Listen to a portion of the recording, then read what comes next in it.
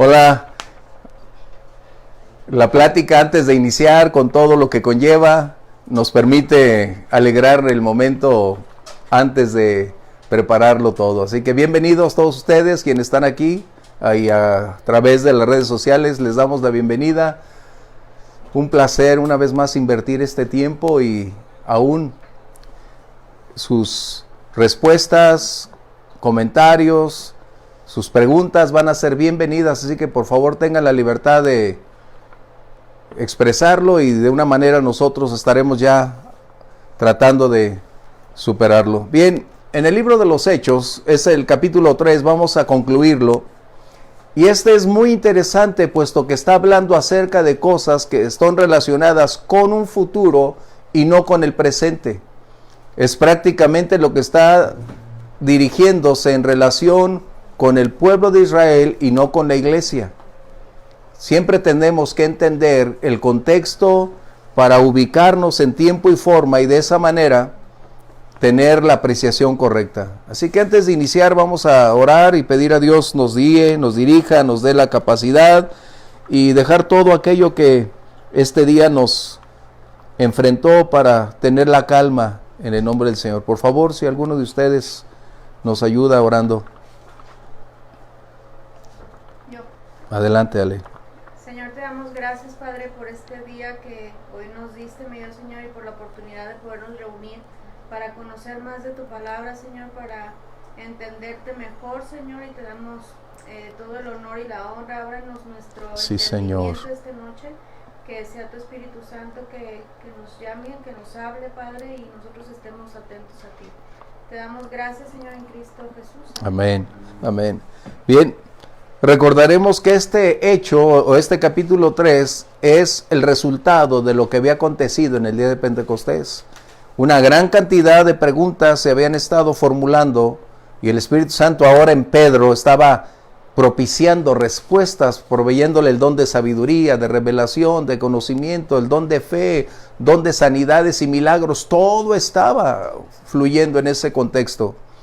Así que ahora Pedro no solo había predicado anteriormente, ahora lo tenemos enfrentando una vez más a una multitud, compartiendo un mensaje que es directamente para la nación de Israel. Vamos a leer el verso 17, permíteme leerlo en voz alta, y lo voy a leer hasta el verso 20. Dice Pedro: mas ahora, hermanos, recuérdense, Pedro es judío y está hablándole a su pueblo, los judíos. ¿Ok? Eso es muy importante que ustedes y yo subrayemos ahí. ¿Por qué? Porque Jesús era judío, su pueblo judío y sus discípulos judíos. Y recuerden lo que dice Juan 3:16. Porque de tal manera amó Dios al mundo. Y Juan 1:12 dice que Jesús vino a los suyos, es decir, a los judíos antes que a los gentiles, que somos nosotros. De esta manera tenemos que ubicarnos a quién le está hablando. ¿Vamos bien? No le está hablando a la iglesia, le está hablando a su pueblo. Bien, vamos adelante. Sé que, dice, ahora hermanos, sé que por ignorancia lo hicieron, como también nuestros gobernantes. Pero Dios ha cumplido así lo que había antes. Esa palabra antes es necesario que no la olvidemos. ¿Por qué? Porque era el plan previamente establecido por ese conocimiento anticipado del Señor, como lo habíamos visto en la siguiente clase, el conocimiento anticipado del Señor de los hechos. O sea, esto no fue un accidente, era un plan predeterminado desde antes de la fundación del mundo para cumplirse en tiempo y forma, y de esa manera las Escrituras tuvieran toda esa credibilidad. Bien, así que así lo habéis, o lo que había antes anunciado por boca de todos sus profetas, que su Cristo había de padecer. Así que arrepiéntanse y conviértanse para que sean borrados sus pecados, para que vengan de la presencia del Señor tiempos de refrigerio. Y Él envía a Jesucristo que les fue anunciado. Esto es algo que Pedro está compartiendo de una manera natural, fluyendo, no porque tuviera toda la capacidad o el conocimiento anticipadamente él. Es ahora que después de Pentecostés el Espíritu Santo equipa a todo creyente para cumplir la misión a la cual Él coloca a cada creyente. ¿Estamos bien? Esto es algo que debemos entender. Pedro no era un erudito en el conocimiento de las escrituras antiguo testamentarias. Él no era un hombre muy capaz.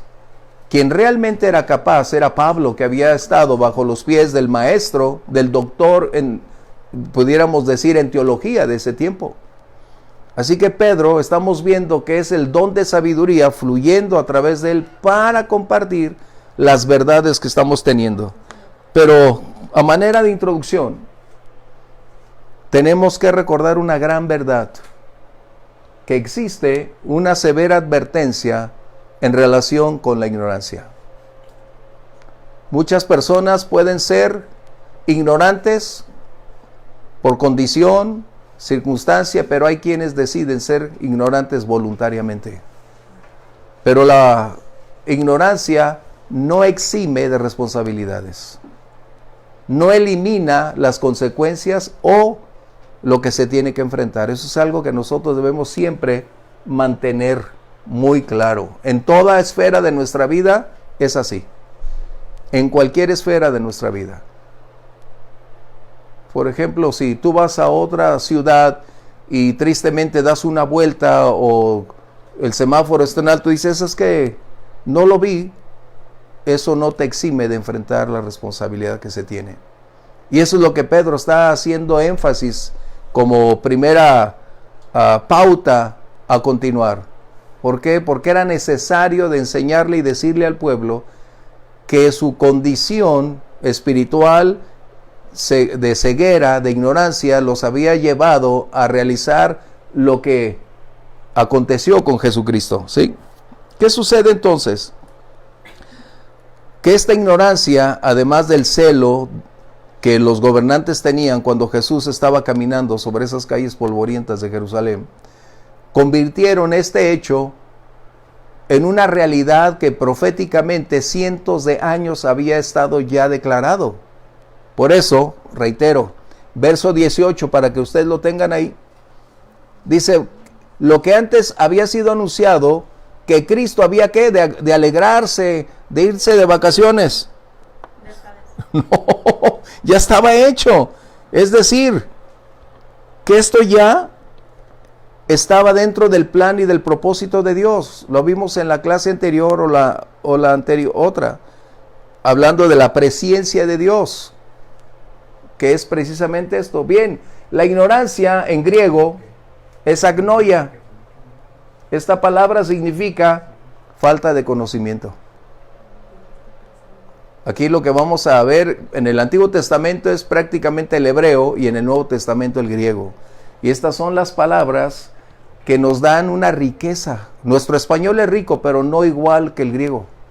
Porque el griego tiene una palabra específica para un contexto donde no hay duda de qué se está hablando.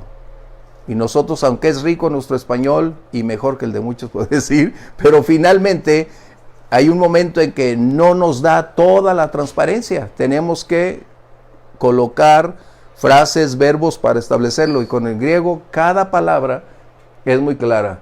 Así que cuando hablamos de ignorancia, en griego dice, es la ausencia de la capacidad de comprensión. No hay conocimiento, es decir, por eso mencioné que en ocasiones la ignorancia también es voluntaria.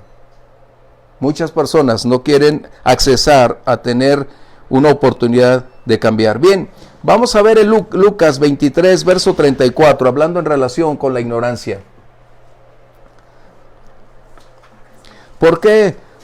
Porque, fíjese bien, mientras buscan Lucas, Jesús no hizo su ministerio en un mes, o no lo hizo en una región desconocida. Él estuvo caminando por las ciudades principales durante 3 años y un poco más.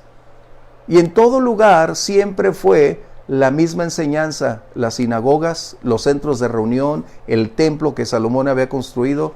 O sea, siempre fue un ministerio público, donde no había ningún secreto, todo era a la luz del día y a la luz de todos presentes. De esta manera podemos entender algo de esta ignorancia. Lucas, por favor, 23:34.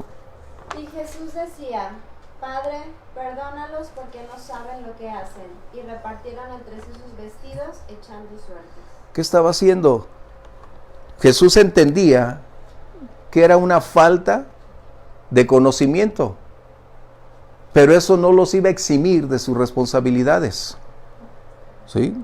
Así que es muy entendible y debemos esto comprenderlo.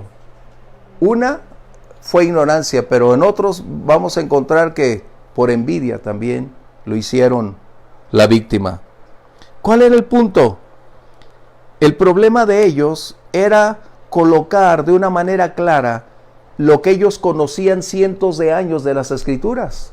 Lo que el Antiguo Testamento, que para ellos era la Torá, lo que el Antiguo Testamento había venido señalando desde siglos anteriormente, lo que iba a acontecer y qué iba a suceder con el Mesías.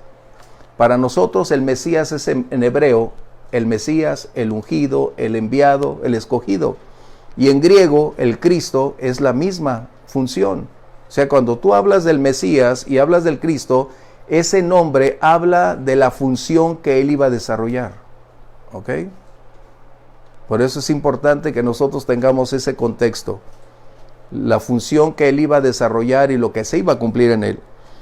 Por eso, para esos judíos no podían entender cómo es que el libertador muere en la cruz y aparentemente para ellos resucita. Para ellos no había una correlación entre lo que conocían proféticamente y lo que vieron en Jesús.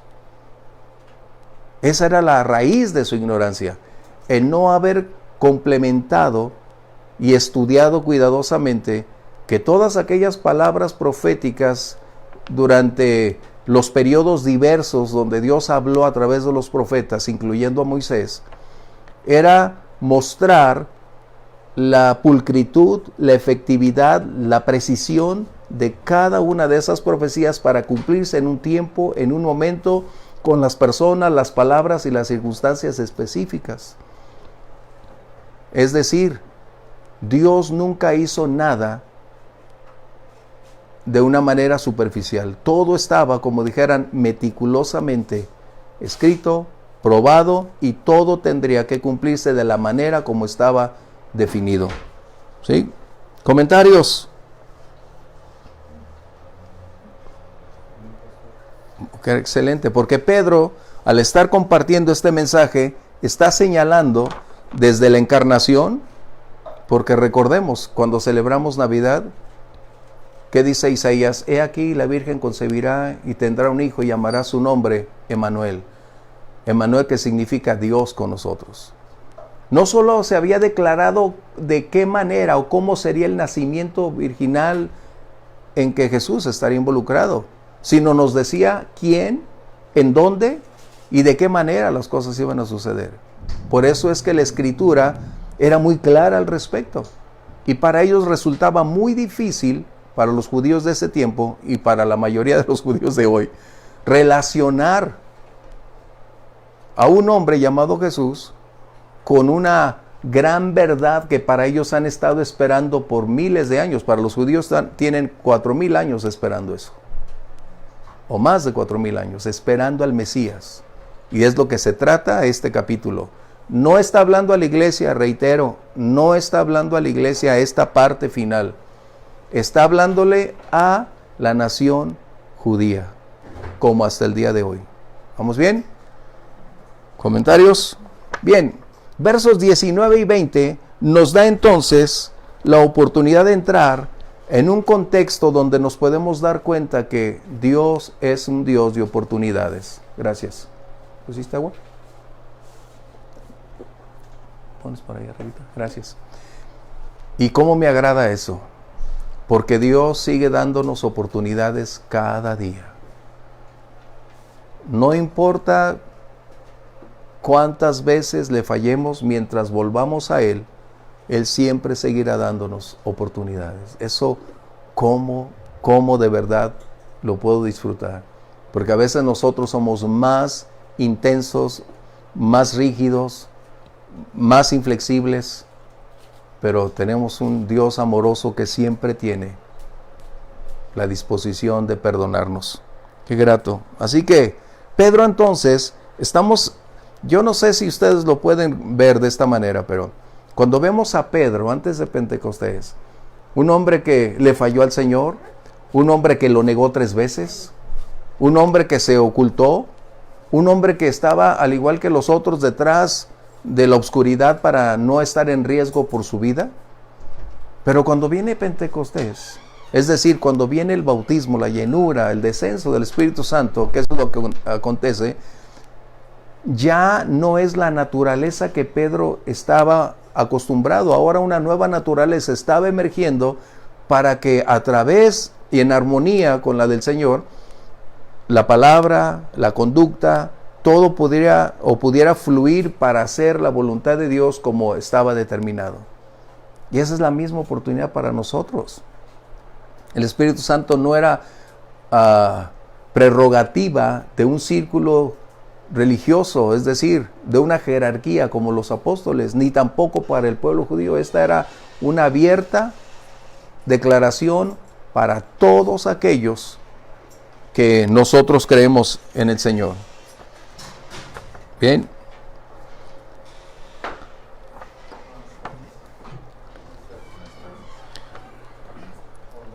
El Espíritu Santo, haciendo esa declaración a través de Pedro,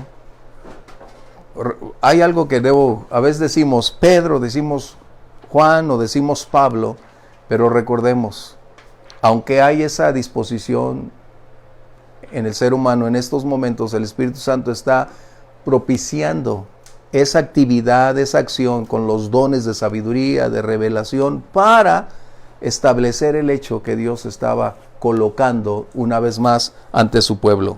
¿Sí? Así que Pedro hace 2 llamados específicos. Verso 19. La palabra dice, arrepiéntanse y conviértanse. Es decir, el pueblo escogido de Dios, recordemos, el pueblo escogido de Dios, que son los judíos, nosotros también disfrutamos hoy de esa bendición. Pero al inicio es el pueblo escogido de Dios, y Dios le había dado promesas desde Abraham y a través de todos los siglos para que ellos tuvieran la certeza que nunca estarían abandonados, que siempre habría un brazo protector, un interés de amor para preservarlos a pesar de todas las circunstancias que a lo largo de los siglos vivieron.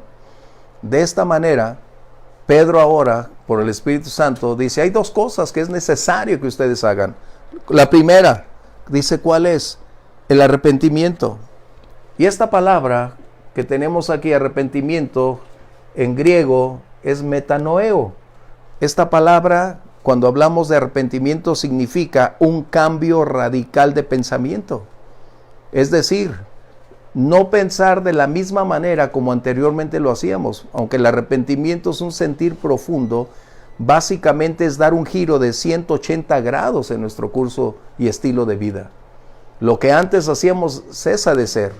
Lo que teníamos como perspectiva de la vida de ciertos temas, por ejemplo, el aborto, la agenda lésbico-gay, y pudiéramos pensar una gran cantidad de aspectos. Cuando esa mente es renovada y el Señor cambia nuestra vida, hay un cambio radical de pensamiento. Ya no es la misma opinión, ya no es la misma postura. ¿Por qué? Porque ahora estamos alineados con la perfecta voluntad de Dios. ¿Por qué? Porque reconocemos que nuestra vida le ha fallado a Dios y por lo tanto aprendemos a vivir y a pensar como Dios espera que lo hagamos, ¿sí? Por lo tanto, la fe y el arrepentimiento son indivisibles para arrepentirnos. Es decir, para caminar en esa comunión con Dios. Porque sin fe es imposible agradar a Dios, dice la Biblia. Romanos 10 dice que la fe viene por oír y oír la palabra de Dios. Ese es el punto focal.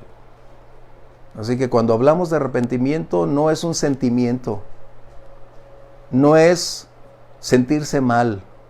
Eso puede ser un resultado final, pero la realidad es cuando entendemos que arrepentimiento es un cambio total en nuestra forma de pensar, en nuestra actividad cotidiana.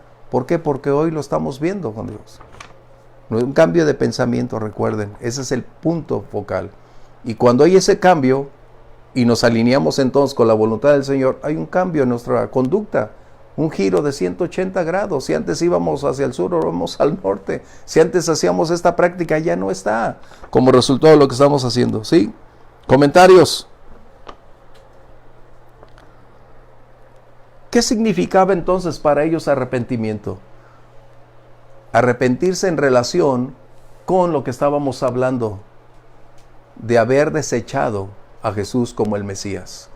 Ahora ellos necesitaban reconocer que Jesús no era simplemente un carpintero, no fue solo un profeta, no fue solo un hombre que padeció injustamente. Ellos necesitaban ahora, a través de la predicación de la palabra y el Espíritu Santo propiciando ese impacto en lo profundo, necesitaban reconocer que Jesús era el Mesías prometido, el Emanuel declarado. ¿Sí? ¿Comentarios? ¿Hasta aquí vamos bien? Y la otra palabra, aunque nosotros tenemos aquí, dice, conviértanse, ¿no? Aunque esta palabra significa regresar, epistrefo se llama, es volver al inicio, es lo que está diciendo. ¿Qué significa? Que ellos necesitaban regresar a las verdades descritas desde los años anteriores, porque ellos hasta el día de hoy siguen esperando al Mesías.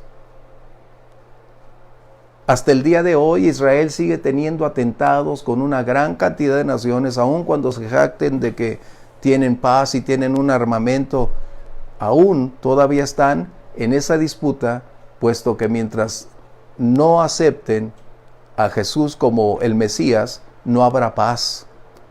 Recuerden, Él era el príncipe de paz cuando vino sobre la faz de la tierra. Y cuando desecharon, renunciaron a Jesús, rechazaron la paz. Eso es lo que estamos viendo. Por eso hasta el día de hoy sigue Israel en una continua adversidad, en una continua lucha. Por eso cuando a veces le dices a las personas, es que Jesús puede traer paz a tu vida. No. ¿Por qué? Porque teníamos una perspectiva de Él muy distinta. Pero cuando tú tienes a Jesús en tu vida, hay un cambio. Probablemente las circunstancias no cambien externamente, pero lo que internamente hay un cambio radical. Esta semana, murió uno de los cantantes que yo escuchaba en el mundo, que se llamaba B.J. Thomas. Él cantaba una que se llamaba Gotas de lluvia sobre mi cabeza, en fin. Pero el punto es este. Él llegó un momento en que la música, las drogas, se fue al tope. Y estaba, ahora sí que viviendo un infierno, y también el infierno de estarse separando, divorciando, a causa de las condiciones que estaba viviendo la esposa. Pero resulta que un buen día alguien le habló de Jesús a la esposa. Ella se convierte, asiste a la iglesia, y mientras B.J. Thomas andaba volando, un buen día se da cuenta de que ella era distinta. Ya no peleaba, no entraba en crisis, no trataba de justificar o vengarse. Y dice, ¿qué te pasó? ¿Qué es lo que ha sucedido en tu vida? ¿Quién eres? Y fue cuando ella le comparte, le dice, es que abrí las puertas de mi corazón para que el Señor Jesús entrara y cambiara mi vida. Pues, ¿qué creen? Él decide, se pone de rodillas y le dice, llévame con Él.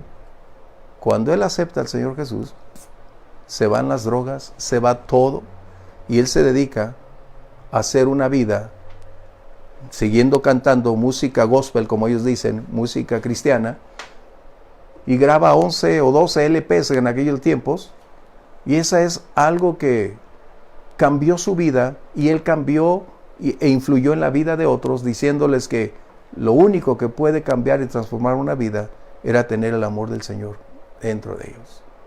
Así que esta semana falleció B.J. Thomas y dices, wow, gracias a Dios está con el Señor. Pero era uno de mis cantantes favoritos, ¿no? Máxime cuando sabes que era cristiano y dices, pss, y jamás volvió a tocar las drogas, jamás. Su vida fue una buena luz que brilló en medio de ese ambiente para decirle a los que vivían en esa oscuridad que siempre hay una oportunidad, que Dios siempre tiene respuestas. Qué grato, ¿no? Así que pueden buscar eso, B.J. Thomas. Él cantaba esa famosa canción, gotas de lluvia sobre mi cabeza, o prendido a un sentimiento. O sea, esas son cosas que eran de mis tiempos. Sí, exactamente esa era. ¿Sí te acuerdas? Bien. Pues tu mamá sabía y tenía una buena inclinación por la música. Bien. ¿Qué iba a suceder entonces? La única manera, primero, el arrepentimiento. La segunda era regresar. ¿De qué manera? Era volver a reconocer que ellos se habían desligado de las verdades eternas por considerar dentro de su propia postura y opinión, en su escuela de pensamiento, de que Dios haría un milagro con un Mesías que ellos creían sería imaginario en relación con lo que Jesús haría. Aunque tenían las profecías, pero para ellos era como alguien superdotado, alguien que cambiaría radicalmente su status quo desde las condiciones sociales, las condiciones gubernamentales, que les daría un privilegio, pero no era así. Por eso Pedro está diciendo de volverse al Señor. Por eso estoy mencionando que estos últimos versos, Pedro está hablándole directamente a la nación judía. ¿Sí? Comentarios. Ellos, al igual que hoy, y voy a subrayarlo, al igual que hoy, si un judío espera ir al cielo, no por tener promesas de Abraham, no por ser una nación escogida, no por tener un antecedente cultural, espiritual sustentado en promesas, va a ir al cielo. Toda persona y todo judío necesita aceptar a Jesús como su Señor y Salvador. Si en realidad un judío quiere ir al cielo, necesita aceptar a Jesús. Por eso tenemos un conflicto cuando hablamos de judíos mesiánicos, porque quieren tener un pie en la gracia y un pie en la ley. Es imposible. O sea, no puedes practicar la ley y creer que la gracia está ahí. O es la gracia o es la ley. Y se respeta a los judíos mesiánicos. Yo crecí en la iglesia con uno que él se hizo judío mesiánico y a veces lo veo y lo saludo, pero tenemos que entender que cuando hablas de judío mesiánico es reconocer que Jesús es el Mesías y por lo tanto la ley ya no tiene que ser operable en su vida cotidiana. Ya no es guardar la ley, ahora es vivir en la gracia. ¿Sí? ¿Comentarios? El capítulo 2, 38 de este mismo Hechos, si se fijan, Pedro no hace ahora ninguna relación al bautismo, como habíamos visto anteriormente, que algunos utilizaban el bautismo como un artículo impositivo de fe para salvación. ¿Sí? Capítulo 2, 38, si alguien lo tiene, por favor. Pedro les dijo, arrepentíos y bautícese cada uno de vosotros en el nombre de Jesucristo para perdón de los pecados y recibiréis el don del Espíritu Santo. Pedro había establecido no el bautismo como una prioridad o como un elemento necesario de salvación. Era el resultado de la fe. Y muchos, mencionamos, han tomado el rito del bautismo como una señal de salvación y no es así. El bautismo es una señal externa de una convicción que se tiene. Por eso los niños no deben bautizarse. ¿Por qué? Jesús enseñó primero que los niños, de ellos es el reino de los cielos. El bautismo no libera de ninguna culpa ni lava de algo. Es la expresión de una decisión que hay en mi vida de caminar, de agradar a Dios, pero no es un artículo de fe para que seamos salvos. ¿Vamos bien? Eso ya lo habíamos comentado, pues es necesario colocarlo ahí. Porque a veces le conferimos al bautismo la obra de salvación, cuando en realidad quien hizo la obra de salvación fue Jesús en la cruz del Calvario. Aquel ladrón que estaba primero burlándose, diciendo, pues, si realmente tú eres el Señor, bájate, pero después dijo, Señor, perdóname. Acuérdate de mí cuando estés en tu reino. Y el Señor le dijo, simplemente por la fe que él tenía, por reconocer que él era Dios, que él era el Mesías, que dijo, hoy estarás conmigo en el paraíso. No hubo necesidad de un bautismo. ¿Estamos bien? O sea, bueno, estamos hablando de un Dios de oportunidades. ¿Va? Estamos hablando de un Dios de oportunidades. Pero nosotros a veces queremos hacer la vida difícil por considerar dogmas como artículos de fe para que estos funcionen, y no es así. La única persona que puede transformar a otra persona es el Espíritu Santo. ¿Sí? ¿Qué ha pasado contigo y conmigo? El Señor es quien ha estado obrando, quien ha estado llevándonos de esta manera. Y aún quien nos está... Una disculpa, parece que un error en internet se nos fue, pero regresamos y con más ganas.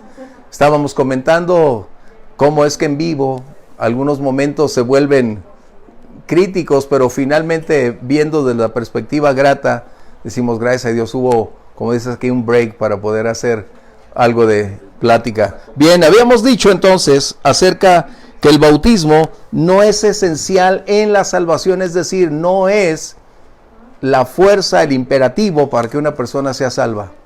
¿Estamos bien? Eso es muy, muy importante. Continuamos. Aquí dice entonces otra cosa.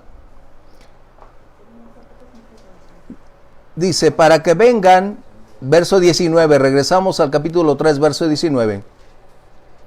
Para que vengan de la presencia del Señor tiempos de refrigerio.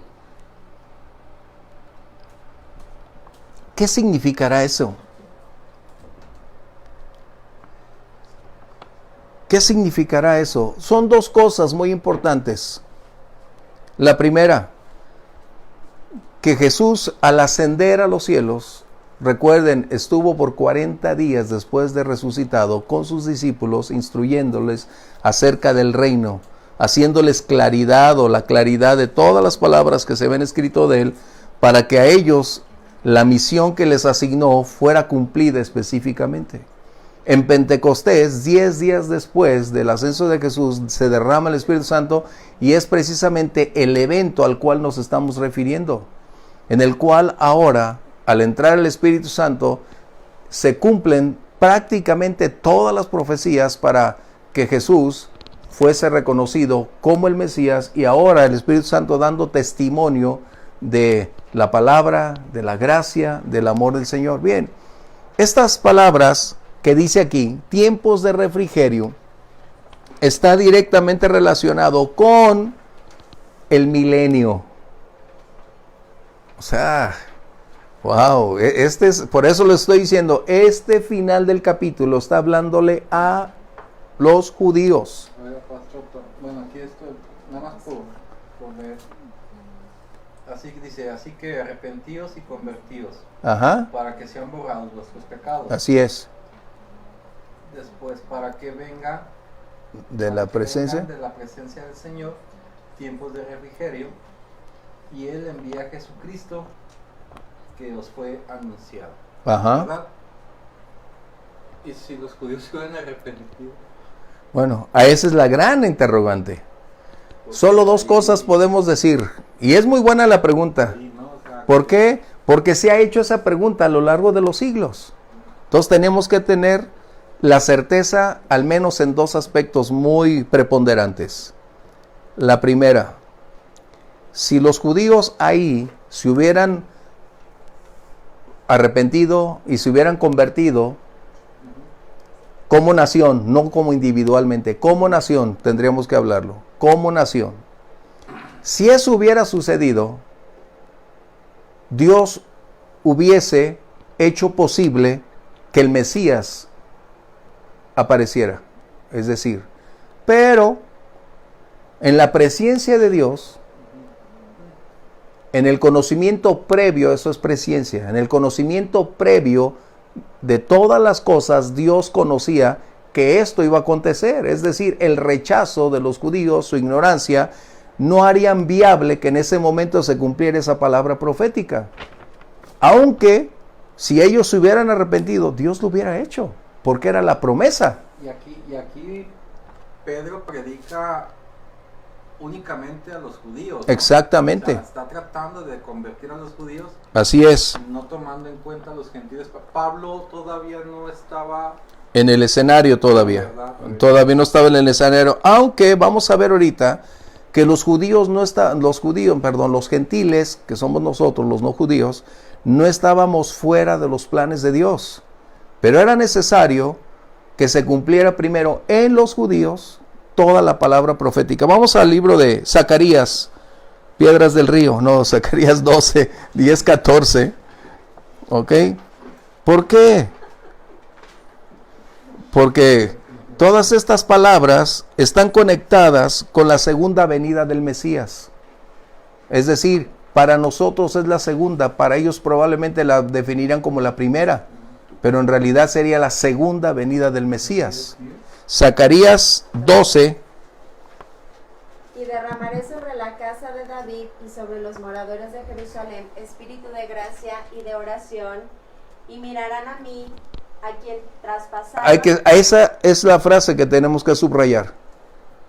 Y llorarán como se llora por hijo unigénito, afligiéndose como quien se aflige por el primogénito. En aquel día habrá gran llanto en Jerusalén, como el llanto de Adadrimón en el valle de Megiddo, y la tierra lamentará cada linaje aparte. Los descendientes de la casa de David por sí y sus mujeres por sí, los descendientes de la casa de Natán por sí y sus mujeres por sí, los descendientes de la casa de Leví por sí y sus mujeres por sí. Eso va ahí. ¿Ok? ¿Qué está sucediendo entonces? Que sin arrepentimiento no había ese descenso, de esa frescura, es lo que está diciendo ahí.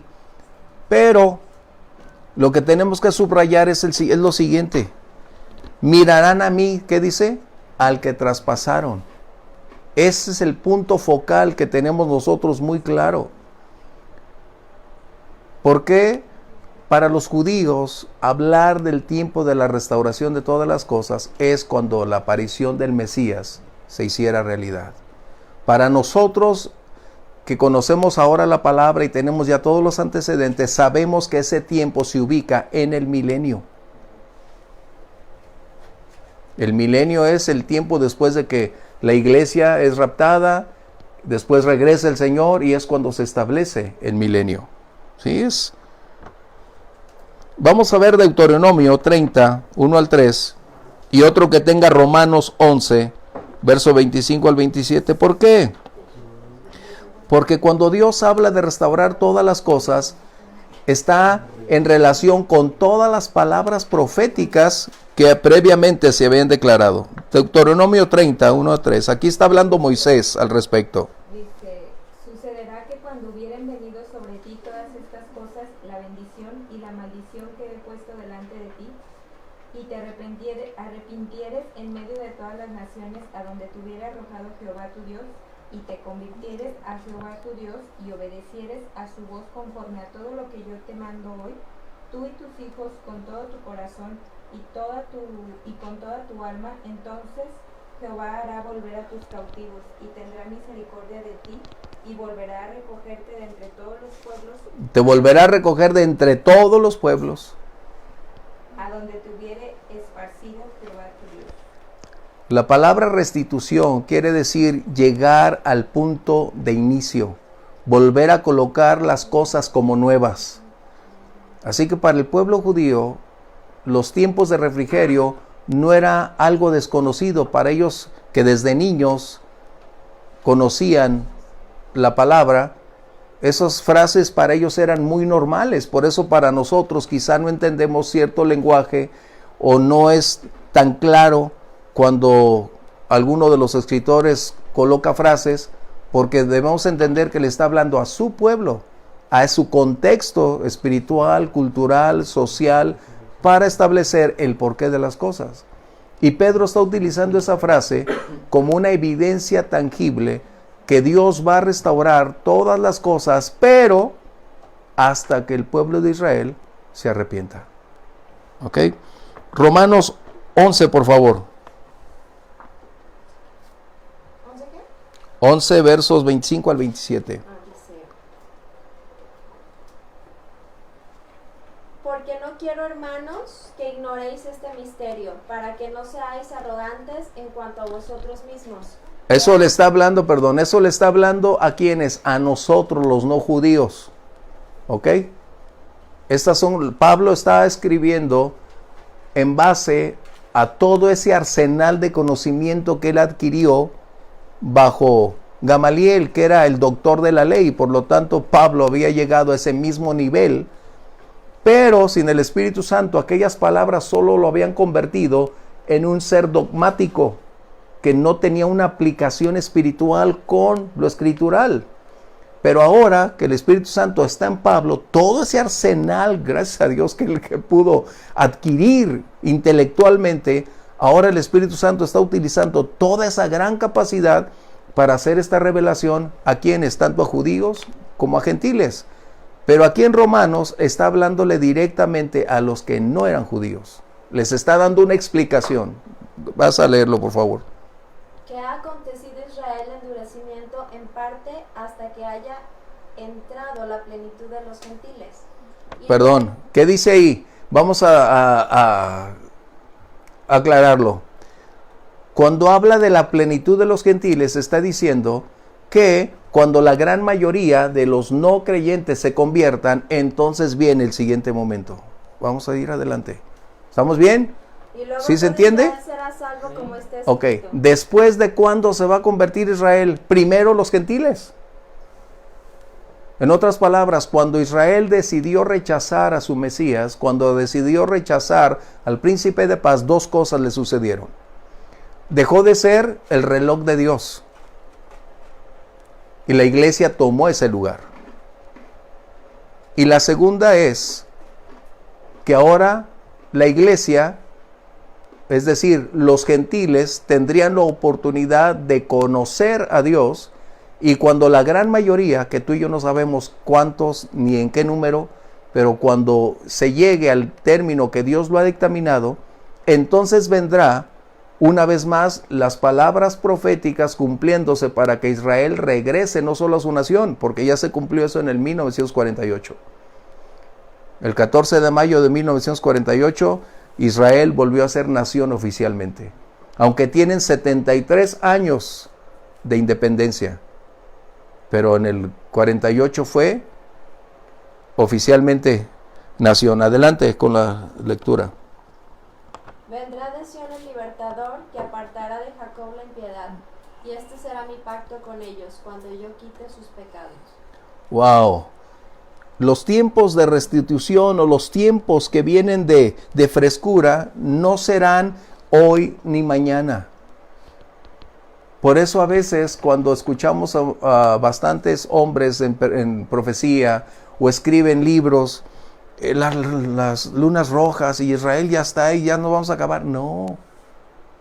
Tenemos que ser sabios para poder entender que Dios ha declarado cuándo. Cuando la mayoría de los gentiles, por eso la voluntad de Dios dice que nadie se pierda, sino que todos procedan al arrepentimiento.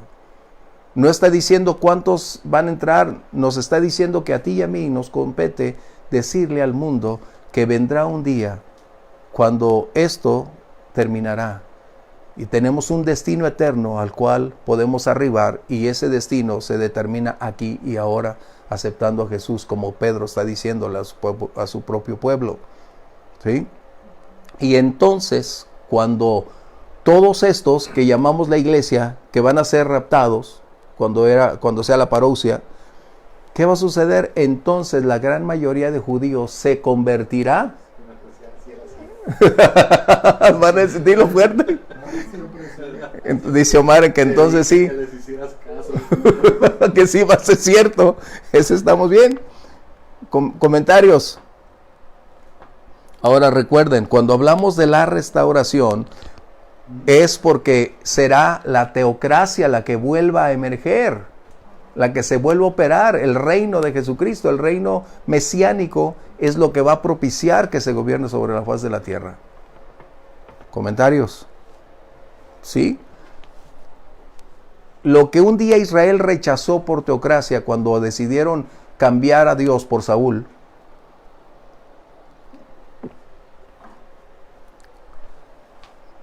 la restauración es volver al principio, que Dios siga siendo el rey, el Señor. ¿Sí? ¿Comentarios? ¿Sí? ¿Comentarios de esto? ¿Sí estamos bien? Ok, vamos adelante entonces. Dice, a quien es necesario que el cielo reciba, ¿hasta qué? El verso 21 que tenemos en Hechos 3, 21. Bueno, tenemos que regresar. No lo mencioné, pero ahí va.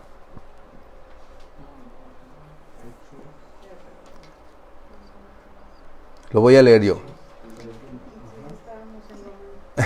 Todavía estamos en Romanos. ¿Todavía estás? Bueno, yo lo voy a leer. A quien de cierto es necesario que el cielo reciba hasta, ¿qué dice? Los tiempos de la restauración de ¿quién? De todas las cosas. ¿Y cómo se va a cumplir o cómo lo sabemos? Por la boca de los profetas que han estado de ese tiempo antiguo. En otras palabras, el Señor no va a hacer esa aparición esperada por el pueblo judío hasta que no se realicen y se cumplan todas las palabras que aún faltan o todas las profecías, y de esta manera Dios haga la obra completa de su plan específico. ¿Sí? ¿Sí estamos bien? ¿Comentarios? ¿Por qué? Porque dice, verso 23, si lo tenemos. Y toda alma que no oiga a aquel profeta. Perdón, empezamos con el 22. Porque Moisés dijo a los padres, el Señor vuestro Dios os levantará profeta de entre vuestros hermanos como a mí. A él oirán en todas las cosas que les hable, y toda alma que no oiga a aquel profeta será desarraigada del pueblo. Wow. Wow. Con razón.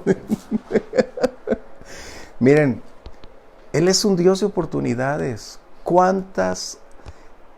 Es más, no tendríamos ni una cuenta de todas las ilimitadas oportunidades en que Dios le ha dado a Israel una y otra vez la oportunidad de regresar a Él.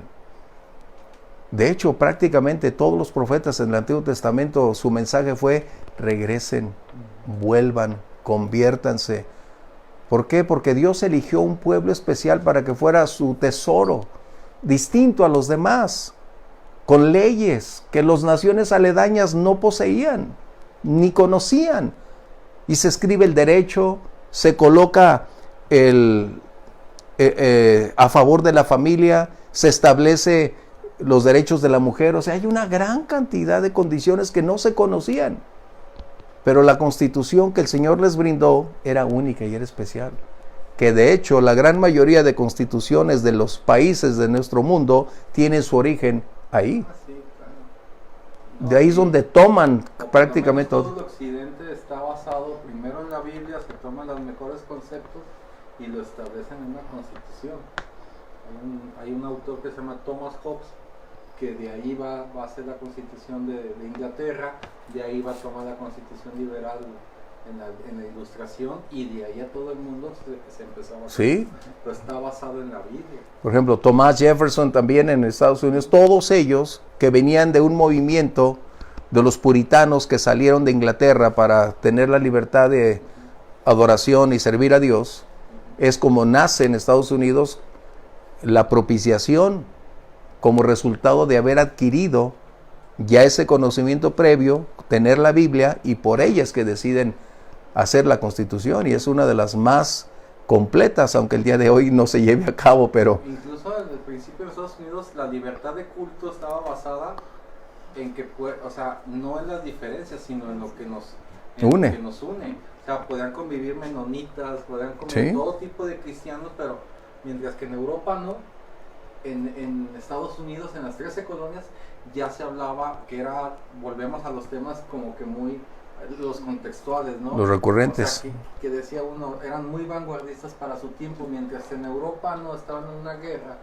de reforma, y en Estados Unidos ya se aceptaba y se aceptaban lo que los unía y echaban a un lado las diferencias, y podía haber católicos, cristianos, judíos, a tal grado que, bueno, y de hecho, sí son de Dios, siempre, ¿no? Son los científicos, los mejores científicos. De hecho, la gran mayoría, ahorita que tocaste ese tema, de hecho, la mayoría de los ganadores de los premios Nobel son judíos y cristianos. Una tercera parte son judíos. Son judíos. Es increíble tanta capacidad.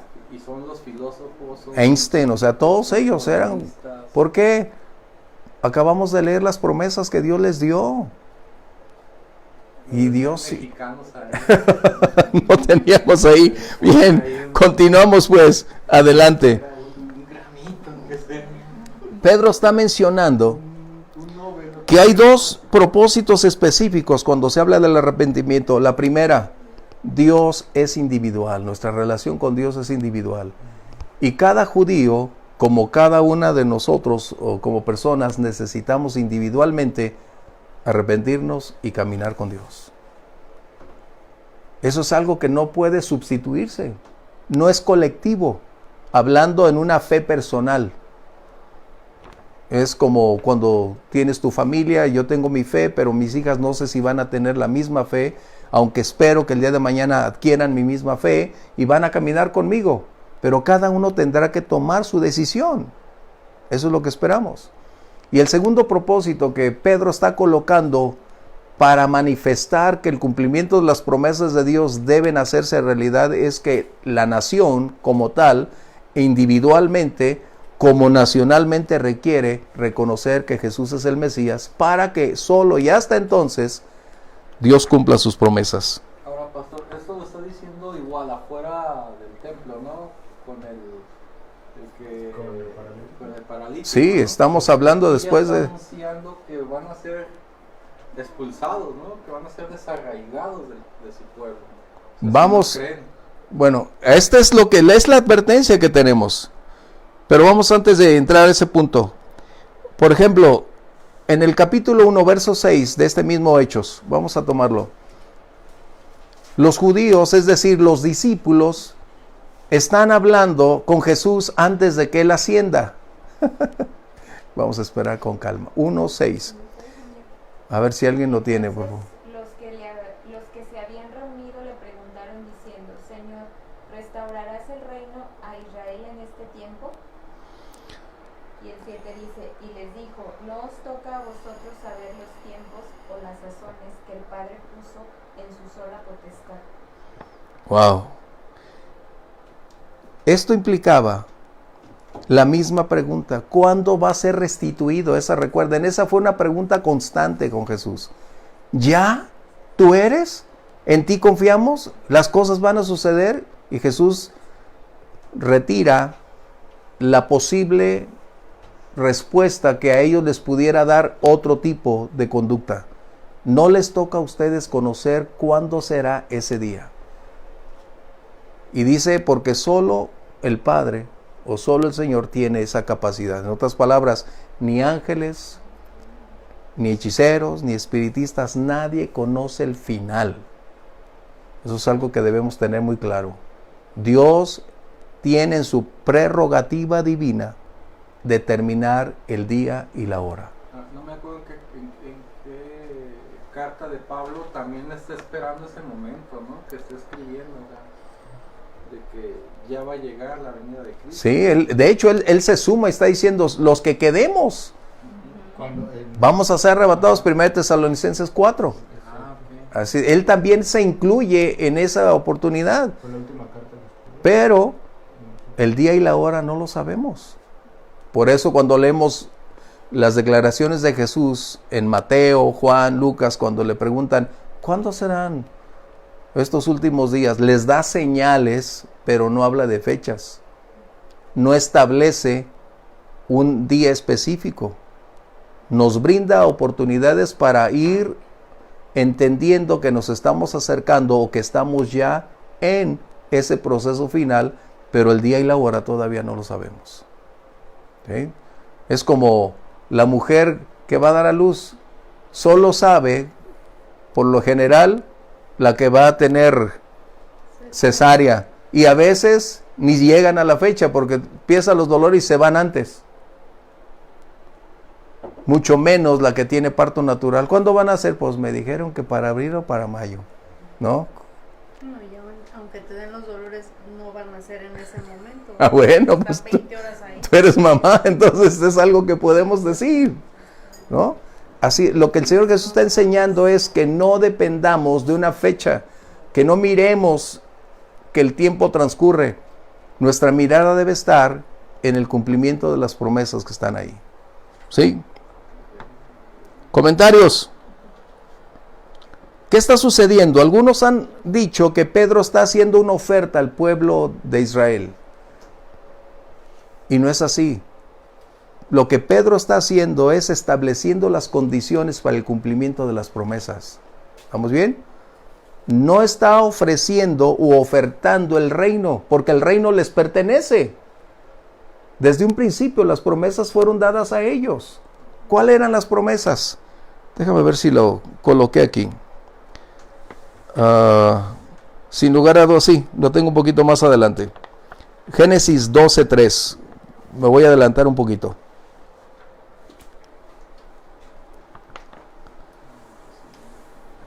¿Por qué? Vamos a esperar que lean, por favor. Génesis 12.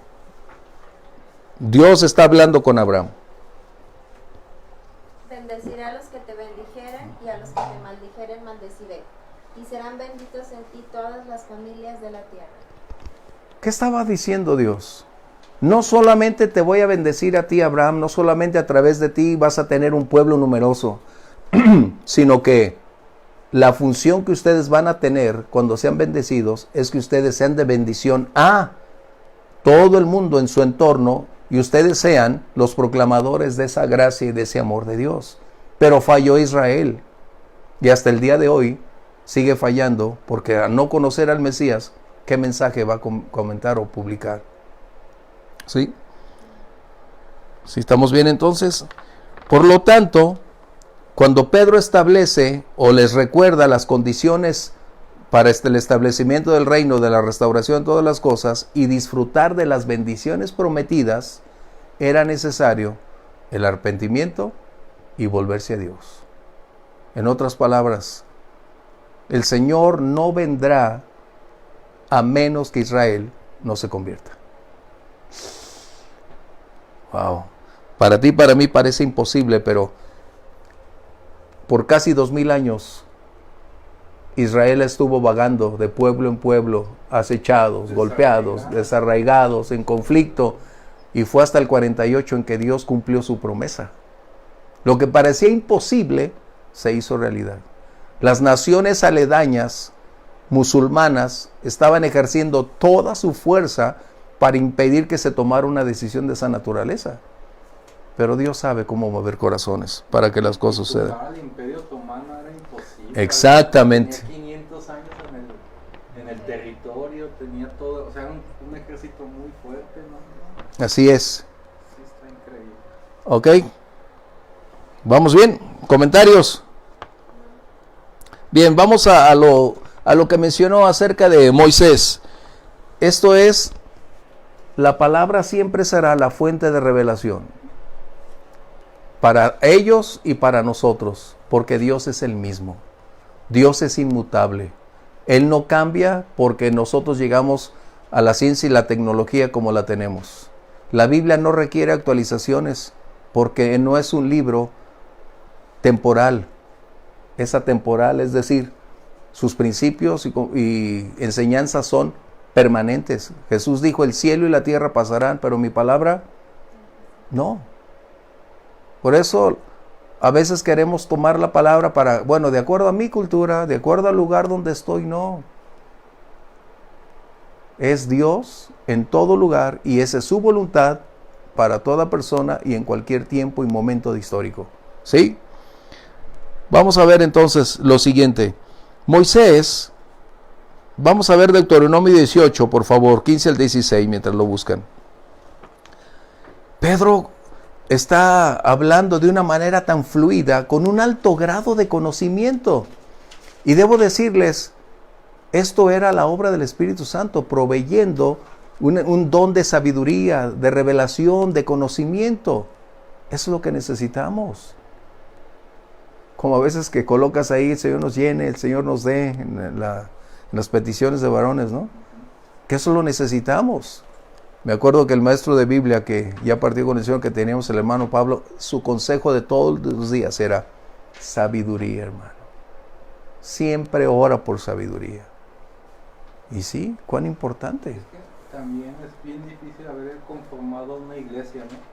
Porque la iglesia está fundamentada con el Antiguo Testamento, no sí, la enseñanza judía. No es algo nuevo que apareció, o sea, está fundamentada con el Antiguo Testamento, y es universal, que tampoco era muy novedoso en ese tiempo.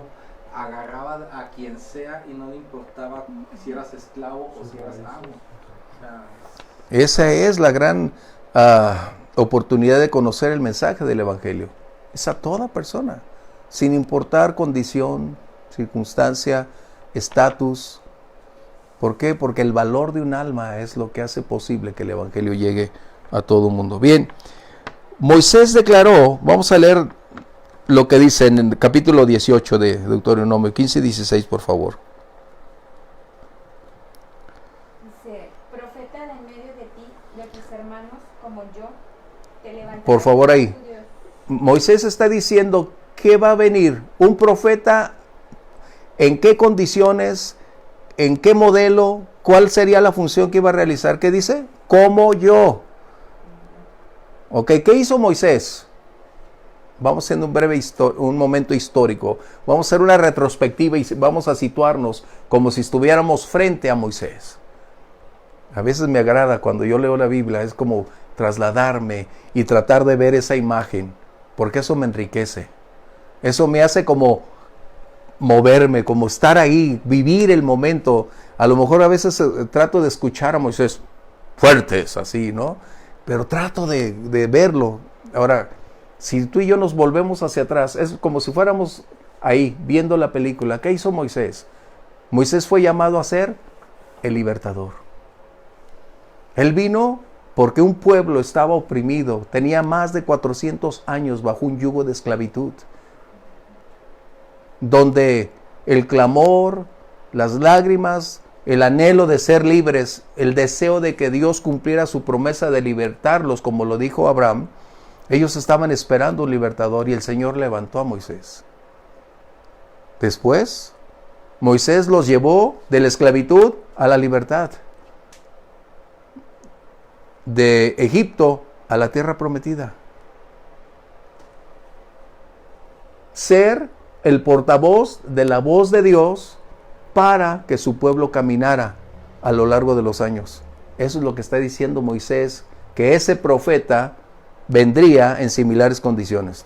¿Estamos bien? Adelante, por favor. A él oiréis, conforme a todo lo que pediste a Jehová tu Dios en Horeb el día de la asamblea, diciendo, no vuelva yo a oír la voz de Jehová mi Dios, ni vea yo más este gran fuego para que no muera. El punto es que debería haber un profeta. Y eso es precisamente el punto que ellos hasta el día de hoy siguen esperando el cumplimiento de esa palabra profética. Cuando vieron a Moisés partir, Dijeron, viene el profeta. Josué no llegó, no cumplió las expectativas porque Josué no fue llamado a ser profeta. Josué fue el continuador de la obra para darle al pueblo la tierra prometida. ¿Estamos bien? Y a lo largo de los siglos, una vez más, otro profeta y otro profeta, pero ninguno con las características que Moisés describe. Así que cuando ellos están viviendo el momento con Jesús, vamos a escuchar esto, por favor. Juan, el Evangelio de Juan 1:21 y verso 25, y otro que tenga el mismo Evangelio de Juan, capítulo 7, verso 40. Por favor, y 25.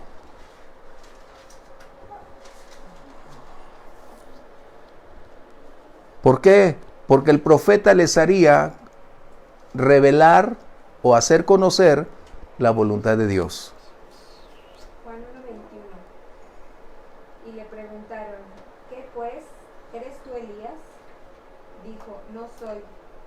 ¿Eres tú el profeta? Y respondió, Fíjese, no. una vez más le preguntaron, ¿eres tú el profeta? ¿Eres el esperado? ¿Eres el Mesías? ¿Eres el ungido? Y Jesús dijo, o sea, que están hablando con Juan, ¿no? Pero ¿qué sucede? Para ellos era muy claro que esa palabra tendría que cumplirse tarde o temprano. ¿Por qué? Porque Dios es fiel. Porque Dios cumple sus promesas.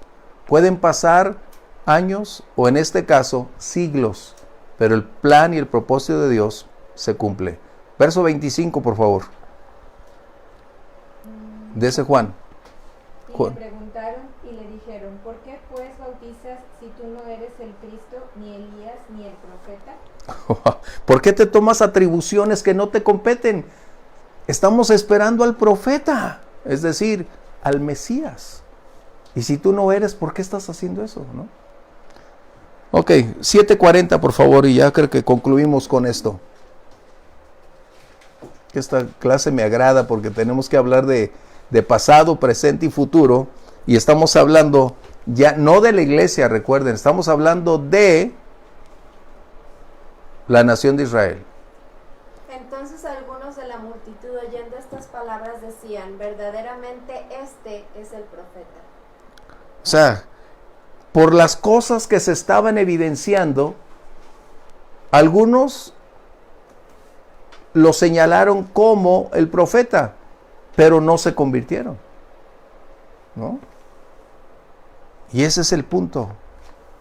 El Señor no restaurará todas las cosas y no vendrá hasta que Israel se arrepienta. Eso es algo que debemos tener muy claro en este contexto. Así que para concluir, podemos decir entonces que el Evangelio fue primeramente predicado a el pueblo judío. ¿Recuerdan lo que dice Juan 3 cuando Jesús está hablando con aquella mujer en el pozo que llamamos la samaritana? Jesús le dice acerca de las cosas de Dios y ella dice, me parece que tú eres el profeta. Y Jesús le dice, créeme, que no es un lugar, sino Dios está buscando adoradores en espíritu y en verdad. ¿Por qué? Porque la salvación procede de los judíos.